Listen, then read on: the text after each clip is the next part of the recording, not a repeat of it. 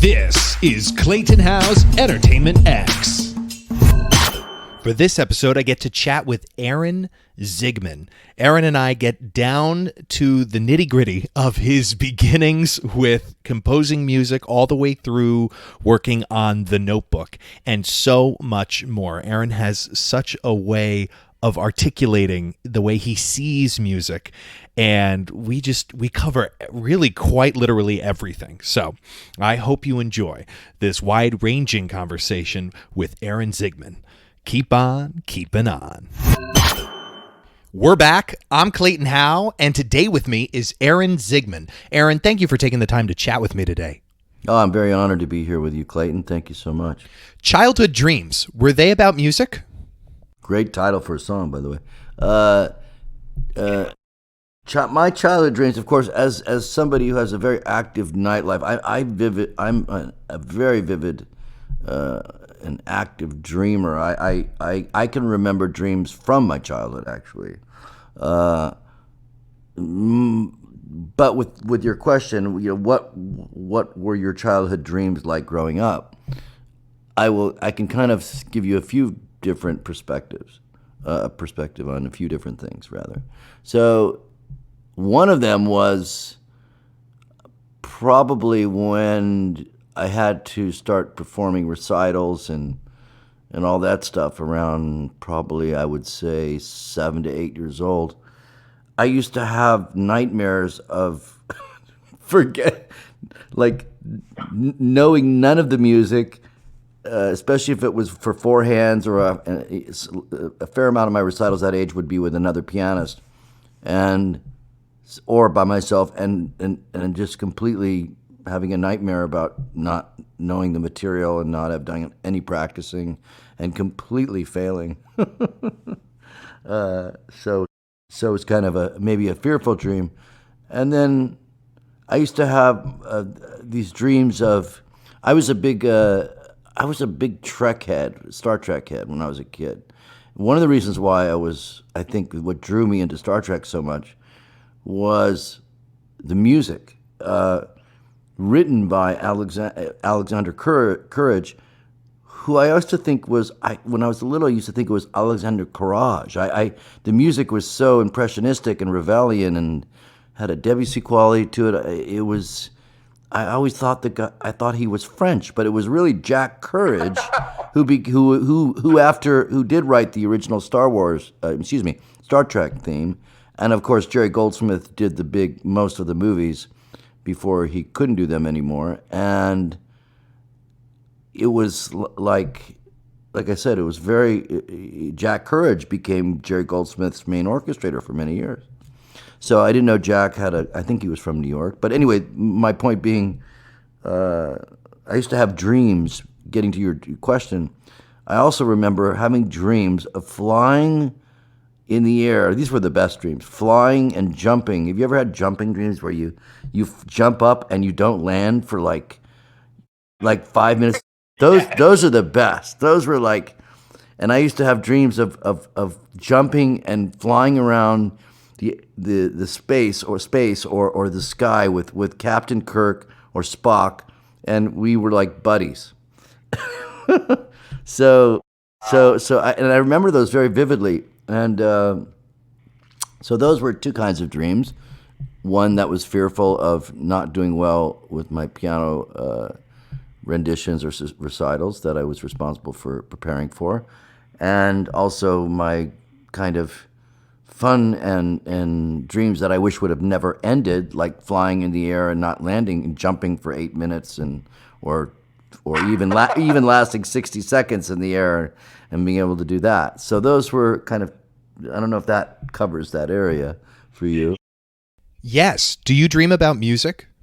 Yeah, music. My dreams of in music and dreaming about compositional, let's say, melody. I wouldn't necessarily. So I started dreaming about melody and different various parts of music, probably starting around 16, 17. And then later on, in my early 30s, I really became much more vivid, and I would actually, at that point, whatever I dreamt or whatever I was dreaming, and if it was a musical, if it was a melodic phrase, if it was a leitmotif, I would get up and I would write it down so I wouldn't forget it, because it would be exactly in my dream. I'd go to the piano and I would be exactly what it was. So I would just write it out on paper and then go back to bed. So, because I knew if I woke up, I wouldn't remember it. And there's actually a tone poem that I actually wrote years ago about the assassination of Yitzhak Rabin. I dedicated probably a good year and a half of my life. I mean, literally the night that he was killed, I dreamt the opening quote and never stopped writing. And so I've had many kind of many times where I've dreamt melody and then written them out. So written those phrases out. Do you see colors when you're writing music? Yeah, when I write, I see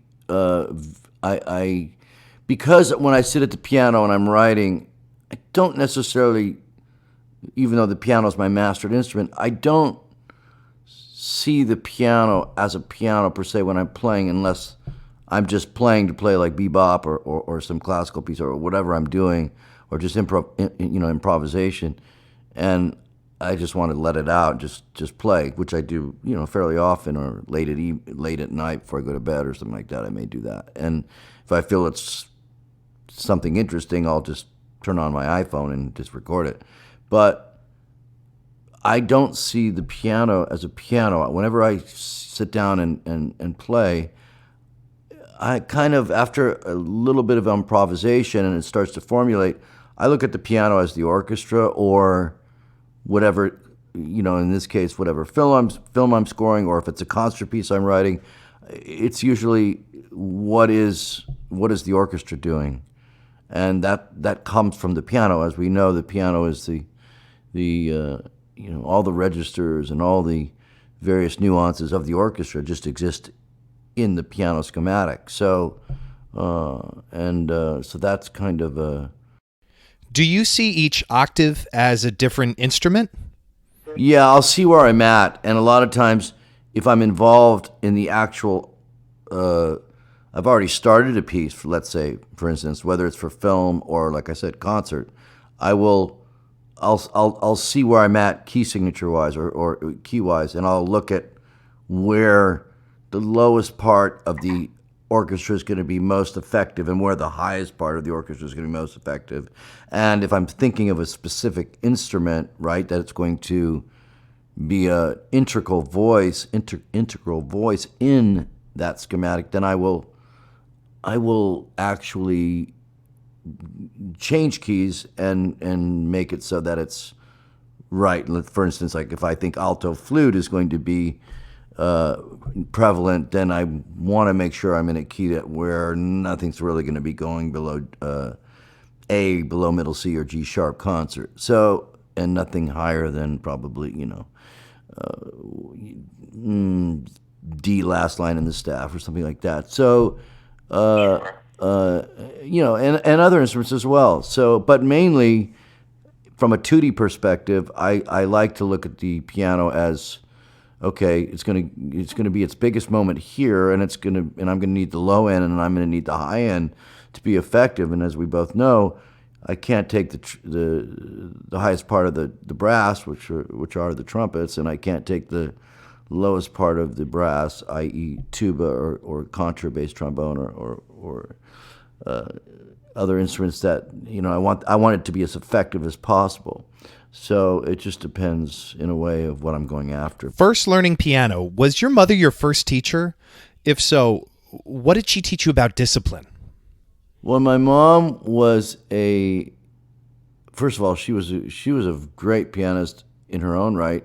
I think she gave up her concert pianist dreams for a few things. One was for dance, and one was she got married at 22 and had kids early. So in those days, you either dedicated your life to something, or it's not that. I mean, she was actually, she choreographed for. She went to UCLA and she worked with Carol Burnett and other people. She was very much into ballet. She was into piano. But to answer your question, I at 4 years old, I really wanted to play the piano, and so my brother was playing the piano at that time, and my sister was also playing, and my mom, for some reason, didn't want me to start till I was 5. So when my brother would play something, I would go up and kind of just play what he played, just kind of by ear. And so she got it by about 4.5 that I really wanted to play, and so she started me, and she didn't really, because I wanted it so badly, I didn't need to be disciplined. It's whatever I was taught, very much in the guise of probably a lot of pianists in the beginning of their careers as a pianist. By the time I was 7 or 8, that's when she had to instill discipline in me and upon me, and I was forced to practice. I use the word forced. At least I had to do 45 minutes to an hour in the morning before school, and I had to do another hour and a half at least after school. And that was enough for a little while before it became more involved. But anyway, go ahead. And so she taught me.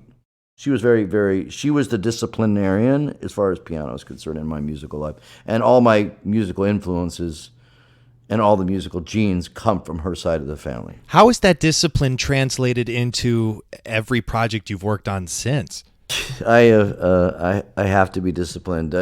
One, with the experience of, what really taught me to be disciplined, especially, is when I broke into film and doing multiple films at once. So you have to learn how to compartmentalize your time, and because everybody's expecting you to deliver. So I had no problem with that, and actually enjoyed that challenge.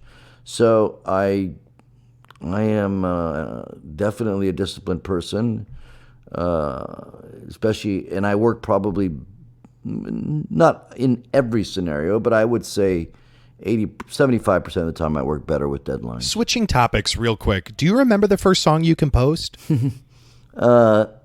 I think I was, if it was a song, and I do remember writing out like kind of poetry and trying to make a lyric out of a melodic choral structure. I think I was probably 9 or 10 years old when I started to get into that. Was it titled? No. As far as what I remember, the first kind of real written out chamber piece and getting away from a song. Let's see. I think so. Actually, I wrote kind of classical hybrid chamber pieces. Like I remember writing a piece for soprano, saxophone, flute, and piano when I was like 12 and a half, 13. And of course, I wrote it out and got it recorded. So that's kind of, I remember writing a few pieces like that. And then in high school, I wrote, which I can't find to this day. I wrote a musical on Candide, and it was just kind of rhythm section. But I wrote a bunch of songs, so that was like my 10th grade year. So it must have been, I think it's 14 and a half or 15. 14 was the year I decided music was going to be my life. That's when I made 14 and a half rather, was the definite decision that music was going to be it, unbeknownst. What happened? Was there an event? It was about 14 and a half. Yeah, was an event. So I was, as a youngster, I was into sports and music. So my dad was very heavy into the sports, and I love sports, mainly basketball and tennis, and I was fairly good at both. And tennis propelled me into. I actually was ranked in Southern California in 10s, 12s, 14. I was ranked 6th in Southern California, and I was and I played national tournaments. And so between 14 and a half and 15, I was invited. I went back to play with a few Ivy League schools. My dad had, however that got set up, and that was my dad's vision for me. He wanted me to go to some school like that, either an Ivy League school or some prestigious university, and play tennis. And then he even told me, he said, you could, take a year off, and if you're good enough, play satellite, and then I want you to come work for me. So I went back, and I went to Princeton and played with a few guys, and then I went to Harvard, and I played with some guys, and all the guys that I was playing with were 2 years, 2.5, 3 years older than me, and I knew them from the Southern Cal sectional circuit at that time. And then I wound up at Yale, and I remember as clear as a day, I'll never forget the night that the light went on. So I was at Yale, and I was bunking and staying with a guy who was playing, I think, 2 for the team. His name was John Steeple, and really good tennis player, and he came from the Southern Cal section. And so he says to me, "So do you want to go to a piano recital tonight?" I said, "Are you kidding? That's my instrument." Because I think he futzed around and played guitar or something like that on the side. But so I said, "Yeah." I was all excited about going to this recital. And at that time, I was really into Keith Jarrett Colon concert, Kolhn, I believe, right? See I think I'm pronouncing it right. So that was right. I don't know if you remember this record.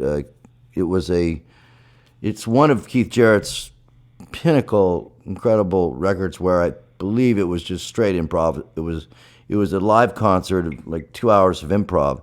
And it was like a fusion, kind of somewhere between bebop and fusion, which was that period, right, of the late 70s. And I really was into this record for some reason, and him. And when I went to Yale to this recital, I went to the hall, and there was about 250 people.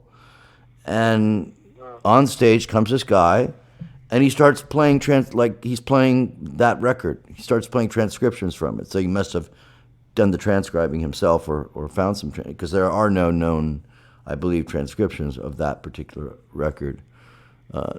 So if I'm pronouncing it wrong, Colon was as I remember it. And like I said, I may be pronouncing the German aspect of it wrong. But anyway, after he played, this guy was incredible. And I'm thinking, that's what I want to do. That's me. That's what I want to do. I don't want to do all this. I don't want to wind up, trying to play professional tennis, and at 35, I've burned out knees, and I'll never be a champion. Maybe I'll do okay on the circuit, but I'll never be Pete Sampras. I'll never be Andre Agassi, and believe me, I played with his older brother. So I played with a lot of guys who did wind up, doing really well on the circuit, and did become entities in professional tennis. But I'm not going to bore you with my tennis story. But that night was so pinnacle, and it was such an epiphany that I knew from that moment on that I just wanted to be a great pianist. That was it. It wasn't about. The writing was already kind of starting and was there, and composition I had a huge interest in, but just playing, just being a great player. That's what I wanted to be. And then when I came home to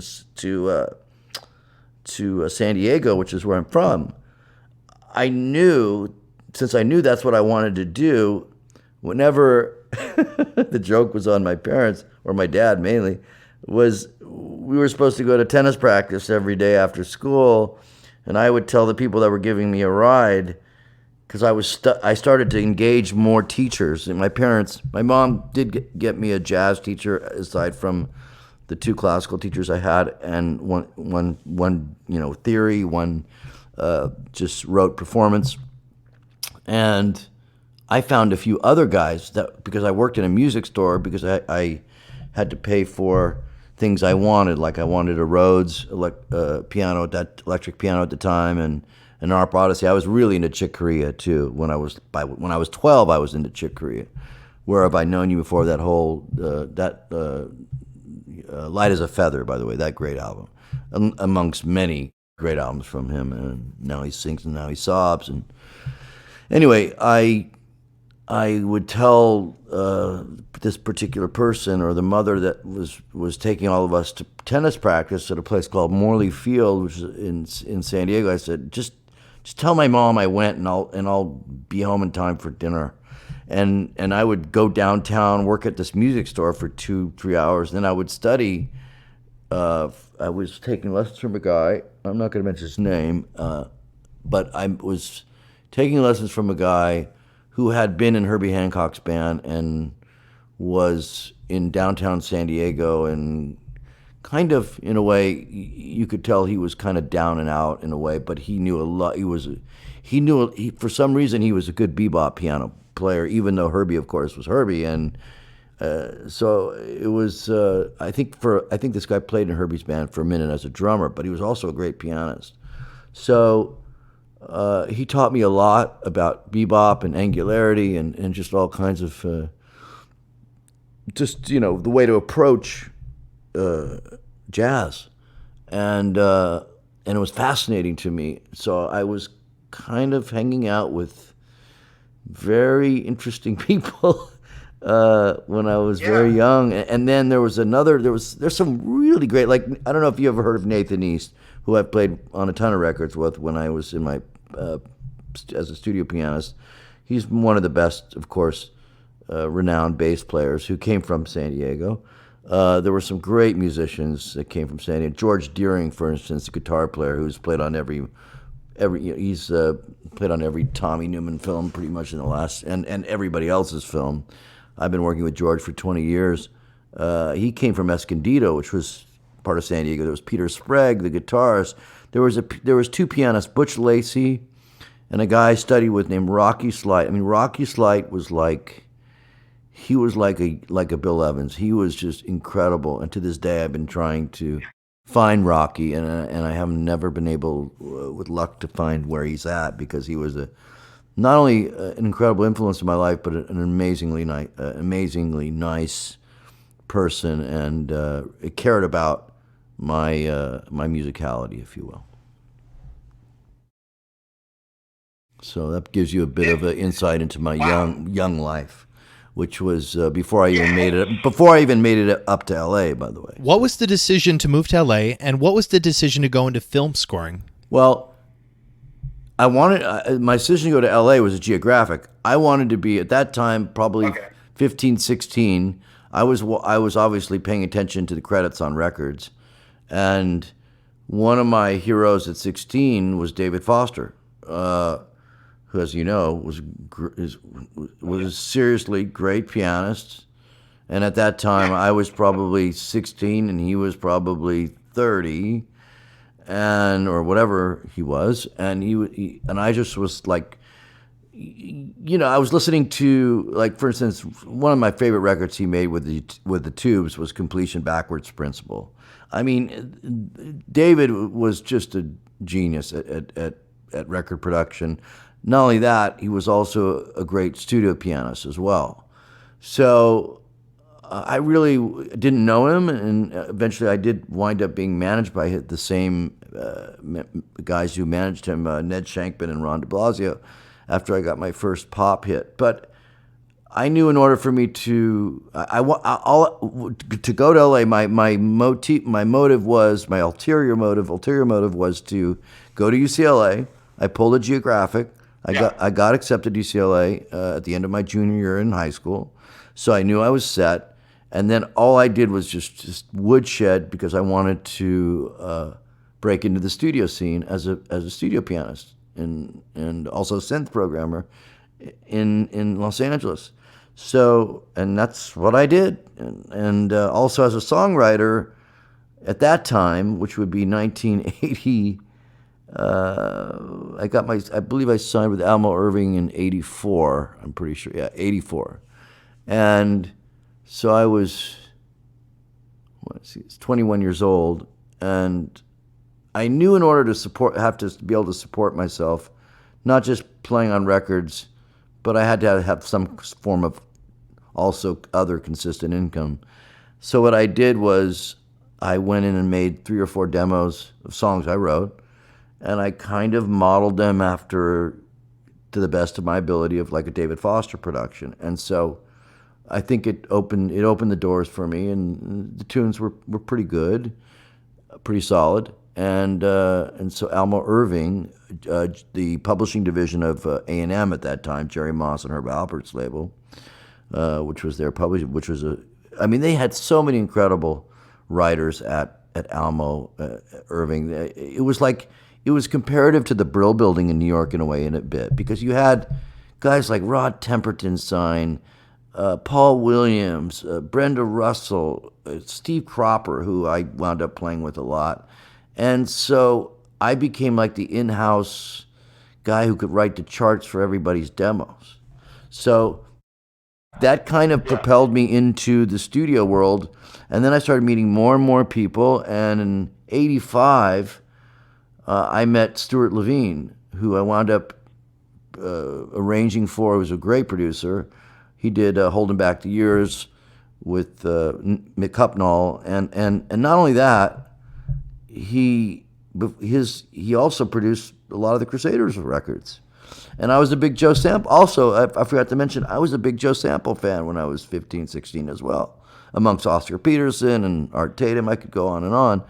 But my heroes were pretty much guys, other than, like, say, like a guy like David Foster, but I had to go to the jazz world. Like Bill Evans was a huge influence on me. And then when I actually discovered Joe Sample, like kind of around the same time as Bill Evans. So there's a lot of similarities between both of them. But Joe had his own distinct style, right? You could tell a solo from Joe Sample and a solo from Bill Evans in 2 seconds. You know who's playing. They had their own sound pianistically, and so I used to transcribe stuff from both of them, both of their solos. That's the thing that Rocky and two guys who were influential on me as a youngster taught me how to transcribe solos. Back then, I'm not saying like back then, like I'm some old guy, but we were using cassette players and 2 tracks, right? We didn't have until, what was it, 85, 86, when Performer came out. That's when I graduated. I started on MSQ's sequencing, and I used that for a few years. And then computers started to evolve, and that's when the world opened up, right? I'll never forget when MIDI first came out, and I could take a Prophet 5 in MIDI, and that was the coolest thing in the world. So that's a bit of my history as a youngster. And I wanted to score movies, by the way.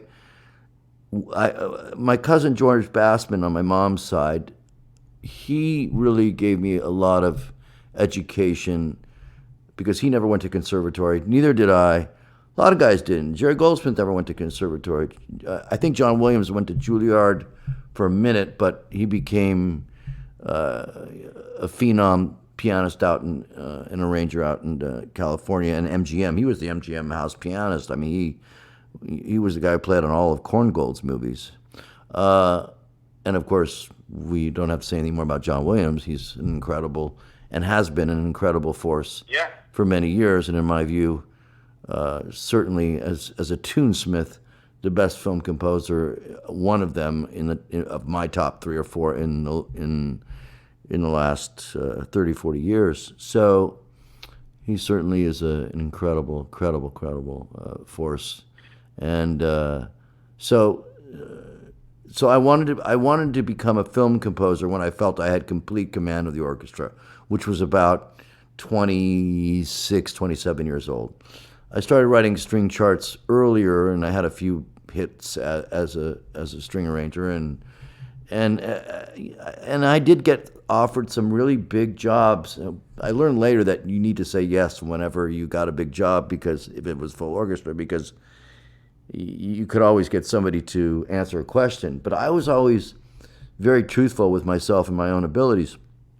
So, like I said, it really took me till about 27 till I really felt I was comfortable doing full orchestral arrangements. And then, of course, I wanted to become a film composer because I wanted to get my concert works heard. So records were cool. They were great. I dug playing on them. I had a partner. We were fairly successful for Jerry Knight for a fair amount of years. I had a lot of covers as a songwriter. But I noticed when Jerry and I split up, I was really only happy when I was arranging for other guys. Don Was, Stuart Levine, Gary Katz, I could go on and on. You have my discography. Work with a ton of artists as an arranger and also player.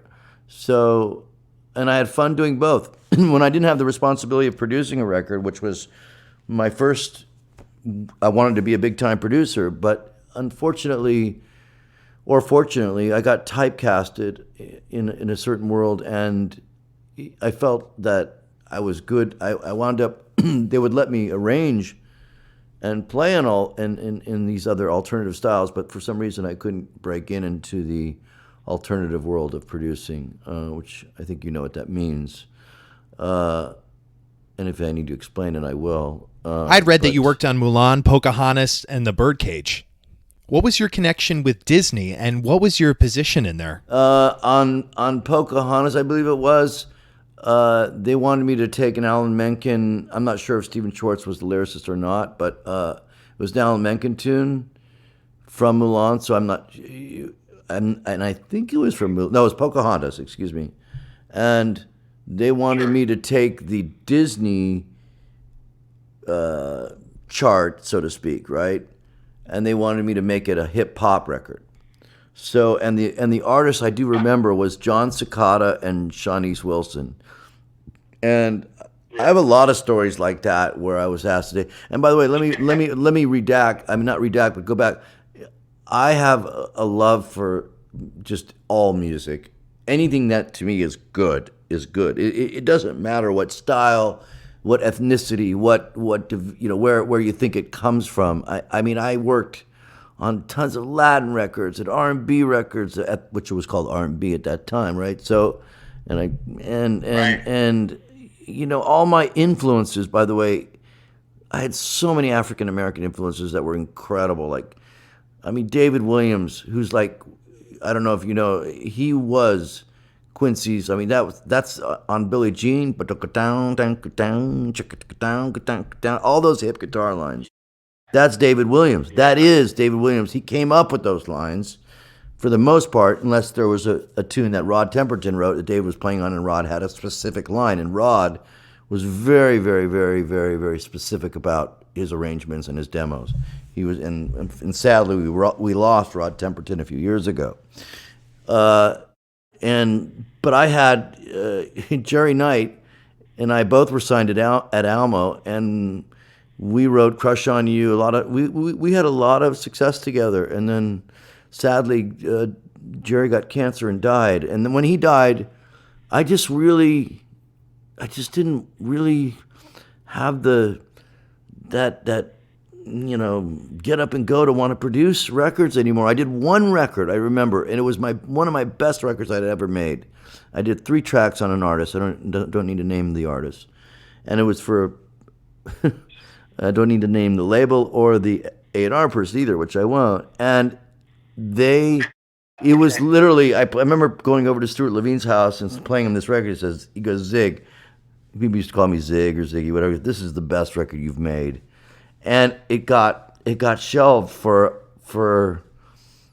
another. She just flipped, and the artist that I was producing, and that was it.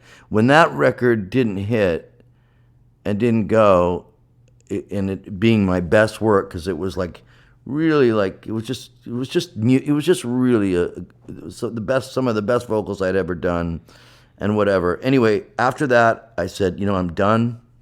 I don't want to make pop. I did one thing on Christina Aguilera's Come Out record, And I kind of got hot again as a producer, but it was too late. I told my manager at the time, Terry Lippman, I said, I just don't want to do this anymore. I've got about enough money to last me a year and a half, and I was, I guess, 30 years old or 31, whatever I was. And, well, let me think. No, I was a little older. I was old. I was 30, what am I saying? I was 35. So I was 35, and I just said, I'm done. If you want to do something in life, and you want to be a specific something, like whether it's a film composer or you want to be, and concert writing, I have to say you can do both, but that's a rarity. But if you really want to, you know what I mean? If you want to be a broadcaster or you want to be an artist, a painter, and you're good at it and you've got real talent, then you have to focus on that. And that's what you have to do. You can't be three things. So I knew I couldn't keep producing records and then become a film composer. I had to stop what I was doing, put it out there to the universe that that's what I really wanted to do. And thank God I met Nick Cassavetes, and I started writing music for some of his plays, and I would write whatever he wanted me to write. And he's the one who gave me my first break on a movie called John Q. I had done work on other movies as an orchestrator and maybe in some other positions in a way that in writing for other guys. But Nick is the one who is the reason why I'm talking to you right now. I'm so grateful to him, and I had no idea really about his father's legacy, or I just knew that Nick was just such an amazing force. And we hit it off, and he gave, like I said, he gave me my first break, but I had to earn it. It was not like John Q was a walk-in and he said, I want to hire Aaron Zigman. I had to prove myself to New Line. And thank God I had support from Paul Brusek and Aaron Scully, and when I wrote the temp score for the preview, I took the money they gave me and I hired a live orchestra because that was the deal. I had to write 40% of the temp score, then they were going to make a decision whether to keep me on. So I just didn't want to mess around. So that's why I'm talking to you here today. I may have, as they said on an interview once in, I laugh because critiques and reviews. Someone told me one day, it was like 2006 or 7, they said, you should go online and see what some of the really cool stuff people say about you. So I said, really? I don't really like to read reviews. So I went online, and the first interview I popped up on the notebook was from some entity, and he said, The Notebook, some of the most soulless melodies ever written by a composer named Aaron Zigman, adeptly performed by the Hollywood Symphony Orchestra. We hope we never hear from him again. No, it's just funny because I had to laugh since then I've never looked at another review with the exception of a few times. And so because it's so easy to get baited into that world, and it's just not constructive to one's own psyche. So this is a quick little funny act, and then I'll let you go on. After John Q, which was actually a successful film as far as numbers and things like that, and of course Denzel Washington, Robert Duvall, and James Woods, and and Han Heche, what a heck of a cast. But of course Denzel Washington couldn't, and Robert Duvall, I mean, they wouldn't know how to act. They can make any film, but in credit to Nick. I have to say, Nick's had some pretty tough assignments over his career, and he's delivered every time. There isn't one film that has not been successful that he's not done for a studio or whatever, because he's a maverick. He knows what he's doing. But after John Q, I worked a little bit, and then I didn't work for a minute. And then I had an opportunity to do, this is like, maybe within a year or a year and a half after John Q. And I'll never forget this. I went to go interview for a film that was actually a pretty big budget film, and I had the gig, but I watched this film, and I wasn't quite. After this film, I really understood how to take meetings, and you know that's another process with directors and producers. And it was a really, really dark film, yet I went to this meeting, and Nick had gotten me the gig, or the gig was kind of there, so Nick had set it up. So I went down to this interview, and it wasn't just Nick, it was also his producer, Butch Kaplan, who both were pushing me for this job. And I meet with everybody, and they say, so man, so what do you think about this film? You know, what do you think, Aaron? And I go, well, it's really dark, man. And everybody, the whole energy of the table just went like, like, uh-oh. But the emotional value is really intrinsic. And I tried to bounce back. And then when I didn't get the gig, Nick calls me up. He says, Aaron, he says, you got to learn one thing. When you take a meeting, this is the best script I've ever read in my entire, you know, the way he was, I mean, I don't get that. What's the word? I'm not phony, so I do. If I love a film or whatever, I'll see it. But it was a funny kind of lesson in why I didn't get that job, and then you know whatever. The rest is all kind of generic. Here I am talking to you. Anyway, so go ahead. I mean, it's crazy because you're so a part of people's lives, and I'm willing if we could talk about the Notebook for a little bit and basically where that came from for you creating the main theme and everything else in that movie. I'll tell you exactly. I can answer your question very succinctly, and it won't take an hour. Okay, so the opening theme, the main title of the Notebook. So one thing about Nick is when a movie's greenlit and he's got the script or whatever, Nick on pretty much every film, especially on the Notebook. I went out with him when they were scouting. What composer goes out on a scouting venture with the director that he's going to be working with on the film that early in the game, right? Before inception, before one frame is shot, before the storyboards are even up, right? So I went to South Carolina, a place called Edisto, South Carolina.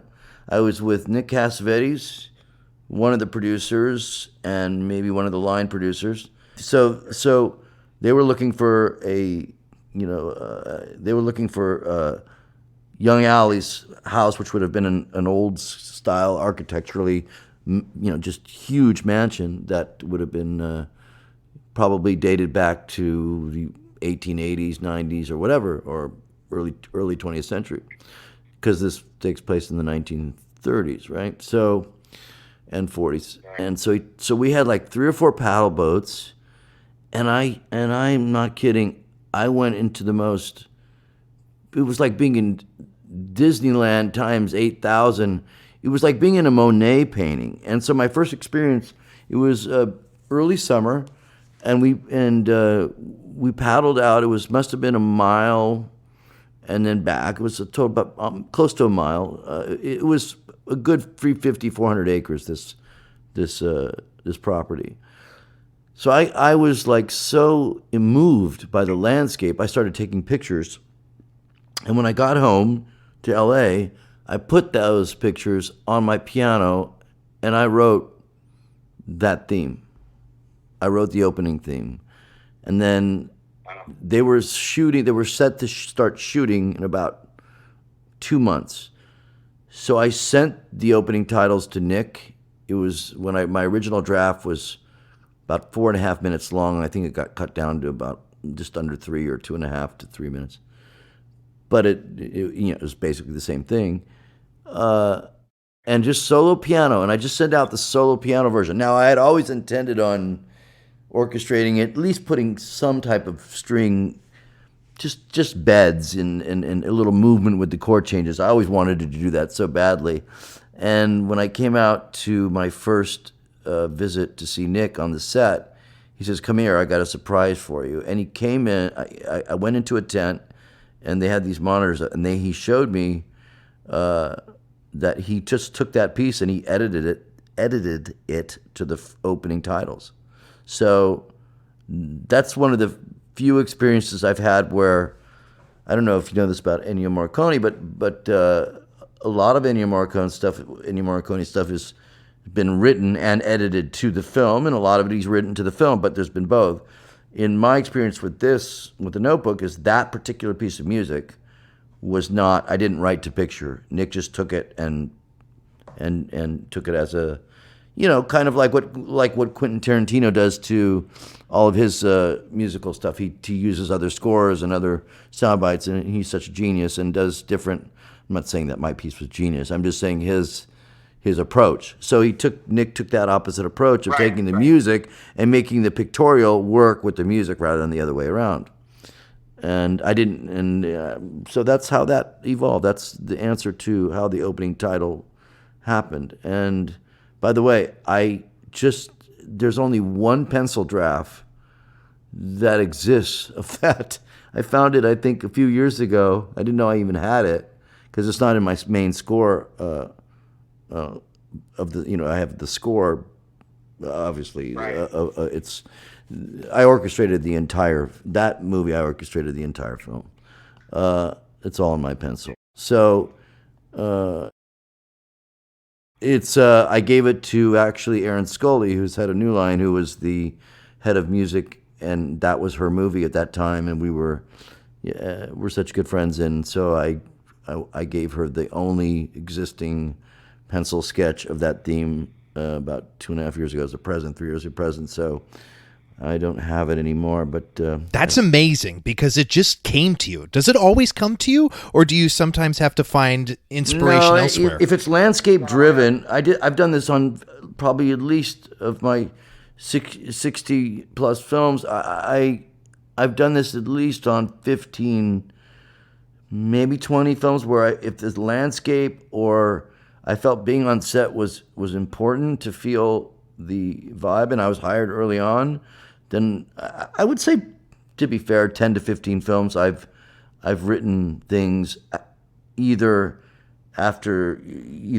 feeling the landscape of where we are or seeing very early cuts on of footage that was really so well shot that I just kind of had it in my head, and then I felt it, and then I would write.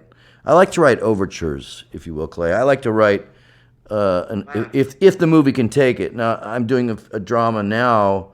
In fact, I just finished a drama. My last score was very atraditional.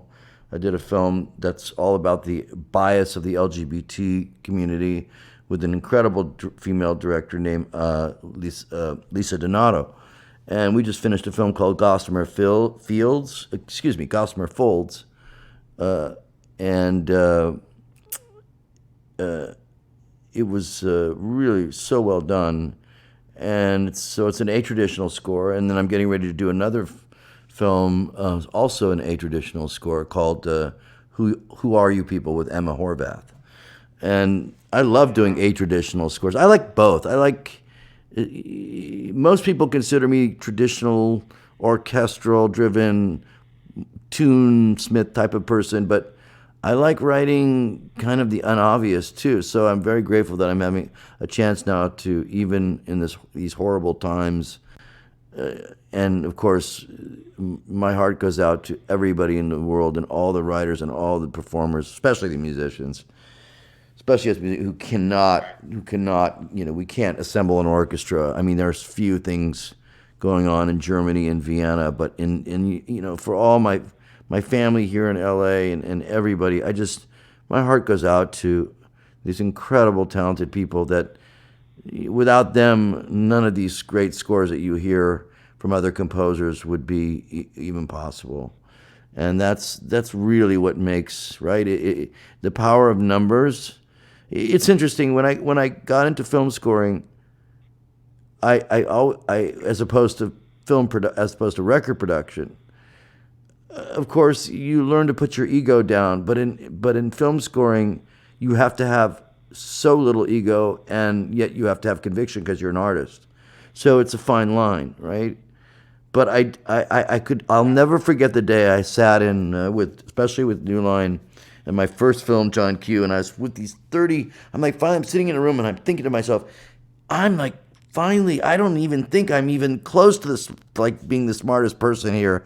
I'm a dummy compared to all these people, listening to all these incredible people speak and incredible producers and different peoples in different areas of post and talking about what's needed. I'm like, this is such a fascinating world, and I'm so blessed and humbled to be a part of it. And that was such a relief. I finally felt like I was an artist rather than, sometimes producing records felt like being an artist, like the one I told you about that didn't go, and sometimes it felt like I was getting the coffee. So it's both sides, You're making the artist's record and you got to visualize that record, but in film, you're achieving, it's all story, and it's a collaborative, very, very collaborative medium. It's probably the most collaborative medium on planet for music. At least for me, and then of course there's the other side of writing concert music, which gives me that ability to do whatever I want, which is so much fun.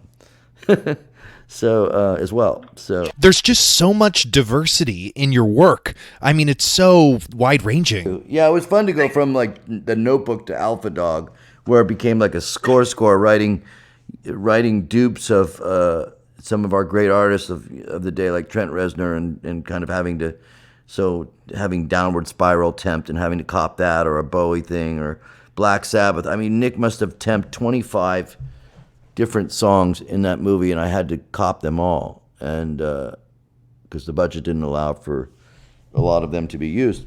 But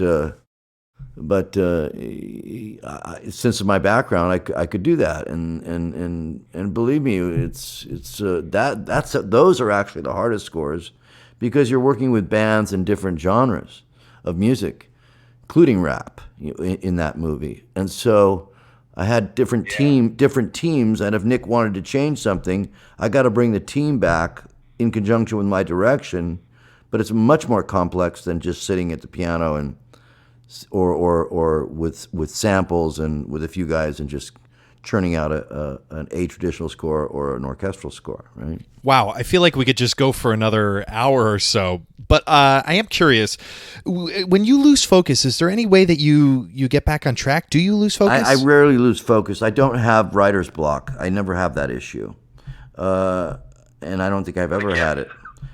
Only because I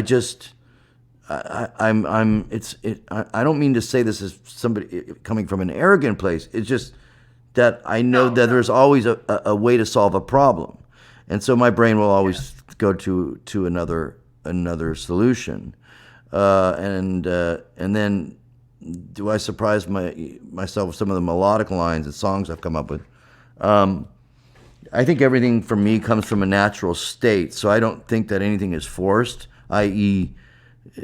surprising myself with, but yes, actually, on some cases with a melodic line, there have been some funny moments. I'll be at the piano and playing.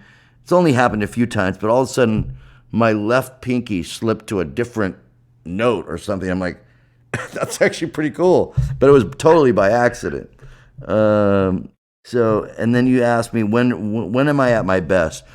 I'll tell you when I'm at my best as far as writing wise. Is after exercise is a big part of my regime. And I'm at my best when, the exercise is tantamount, but also, obviously, I'm at my best also if I've got something emotional to inspire me as well. So it's a two-prong answer. But I have to always remember what enables me to write music is being healthy. And so that's a really big deal. Are there any changes that you've made that have increased positivity and decreased negativity? Yeah, absolutely. I have, in the last 3-4 years, taken a large accountability of letting go of my past. And along the journey, we have experiences. Not every experience is a perfect one, as we know in life. Relationships, even sometimes on a film.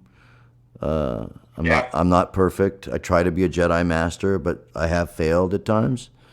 And so what I've done is really made an effort. I'll just be blatantly honest. I went to a place called Esalen in Big Sur. It was an amazing transformation. I did it about 2 years ago. It changed my life. I took this course in self-examination, and it really taught me how to surrender and really stay in the present. I mean, I'm in the present, but I've always had a tendency to hearken back maybe some things that have happened in the past that I wasn't so crazy about, that things that stick with us, right? Maybe a little resentment here or there, or something that, God, I wish that would have gone better, or I could have done better there, right? I mean, I'm sure you're an A type just as well, and you're a high.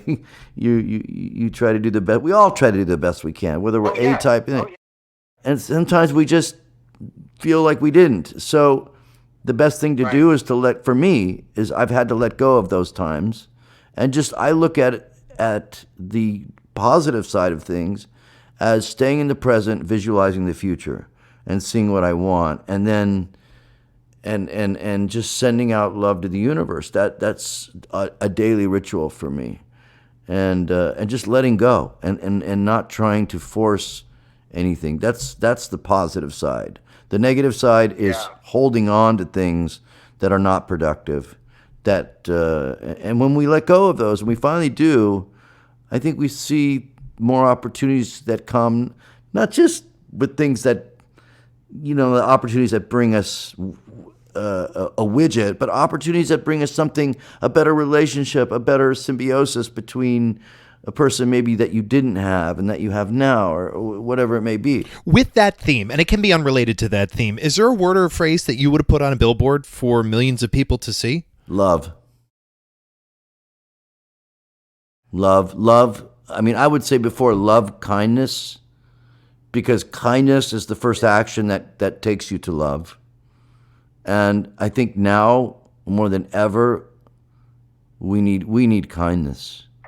And kindness is what, like I said, kindness is what brings you to love, because love is in a way is such a surreal word, right? But kindness is not. Kindness is a direct and an action, and if we don't and a choice, and if we don't engage in it, and we don't make an effort to be kind, then love cannot ensue. Period. So that is really, no matter what I've done to anybody in the past that maybe we don't know. Maybe we've said something that's been, that we don't think was hurt anybody, but maybe somebody was hurt by something we said or whatever it is. But we can't do anything about it. All we can do is just now go forward and just be kind and be.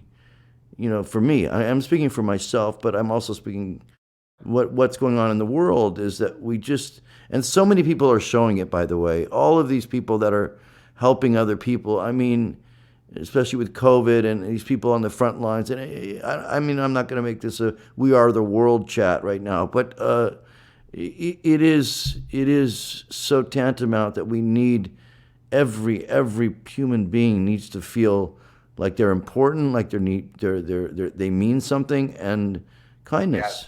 I love it. I love these themes today, and I get the full impression from you that you exude kindness. And I really appreciate you taking the time to share so much about your life today. And I know different parts of this conversation are going to resonate with different people, so thank you. Thank you for taking this time. Well, it was an honor and privilege to talk to you, and let me know if you need anything else, and I'm around. Ladies and gentlemen, boys and girls, Aaron Zigman. You've been listening to Entertainment X, the podcast. You can follow Entertainment X on Instagram at _EntertainmentX_. If you haven't yet, go to Apple Podcasts and subscribe, rate, and review this podcast. Join Clay next week for another curiosity conversation on Entertainment X. Thank you for listening.